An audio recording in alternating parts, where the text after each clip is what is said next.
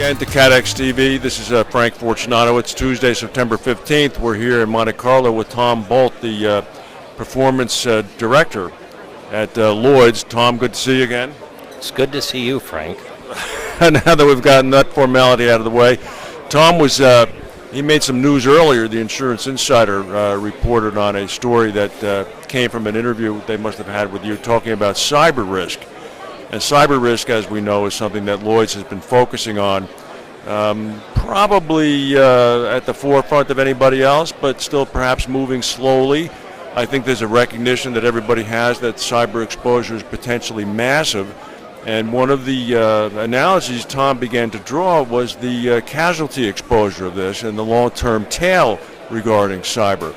Can you talk a little bit about some of the remarks that you made this morning and how you might tie it into how premium has to be set properly? Well, actually, I spent most of the time this morning doing something else, but I did write a memo to the market, which one of the reporters apparently laid his hands on. And that memo was directed at cyber exposures. So we write a lot of cyber business in Lloyd's, and I'm a big fan that we should continue to do so. But those policies, when cyber written as such, are very appropriately measured and managed in terms of the aggregate exposure people have.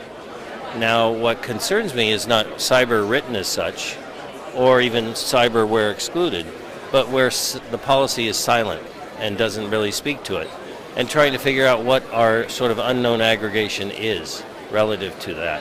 And so we're embarking on a project with the LMA that we will work on sort of defining by the 32 class groups that the LMA has.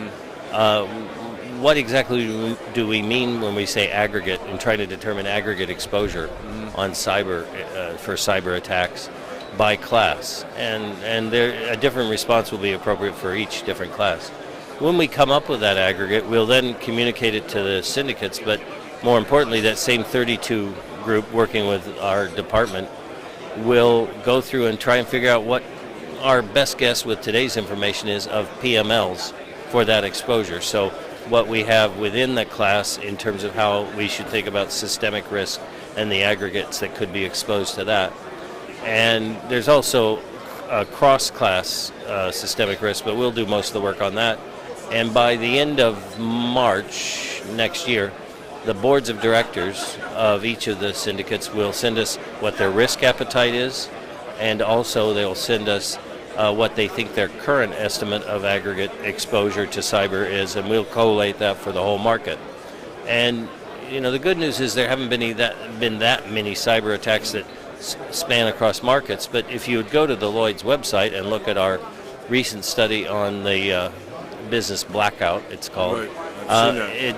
if you'll notice in the back of that, they say they can estimate as much as 23 classes of business are affected by the knocking out a few transformers in the New York Northeast region. And I think it's important when people think about spreading exposures, how do you want to be prepared for that? And I'm keen to address cyber and sell policies that are responsive to it, but I don't want to risk all our other promises to pay in doing so. One of the interesting things you just mentioned is the possible cyber exposure when the policy is silent. Can you talk a little bit about that? I mean, are there instances? I guess I'd ask you this question, and this is not a precedent for some legal suit in the future, but if there's a property all risk policy, which is not intended to cover cyber, would a U.S. judge consider it covering cyber? And I don't know the answer to that, and I'm certainly not encouraging lawyers to use that as a line of argument. But I think, as in spirit of prudent risk management, you want to see what kind of exposure you might have if that were to be the case. I would say that the trucking companies that hauled and delivered asbestos from Johns Manville and other places never thought that they would be on the hook for something like... No, and that's what we're trying to avoid, is something that... And the market will evolve, and this is really just a first set of steps to get everybody's awareness up. And we'll find good ways to provide the coverage in policies. And as somebody said earlier this week here, 20 years from now, probably every policy will have some element of cyber in it. But it'll be explicit, and there'll be a way of thinking about it. So since this is such a new risk, we thought we ought to try and get our arms around it. Well, it's a big challenge. How are you finding Monte Carlo this year? What are your senses as to what's going on with the market?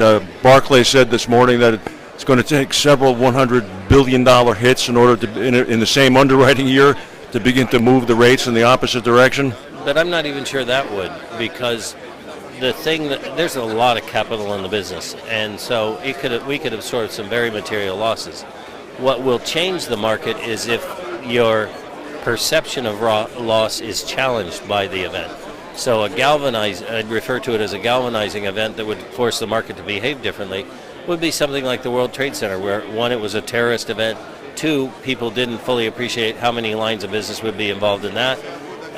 In Hurricane Katrina, everybody sees hurricanes, but to then have Katrina, Rita, Wilma basically go down the same path, that caused people to challenge their thinking on how many risks they could be exposed to in the same path. So if it was a galvanizing event, even if it was one, I think it can make a difference. But also if it's three and it's not a galvanizing event, I think people digest it. Mm-hmm. We had 4 material events in 2011, but all of those were well within the Lloyd's RDS. Right. So nobody, everybody said it's unfortunate we had them all in the same year, but they were all able to be paid, and so the market did fine with those. So that's the real issue, is can you get a galvanizing event?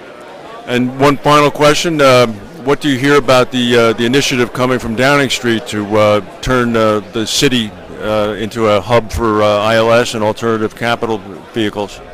I'm supportive of it, but I think there's some details that remain to be worked out. It's a fair response. Thank you very much, Tom Bolt from Lloyd's. Thanks. All right.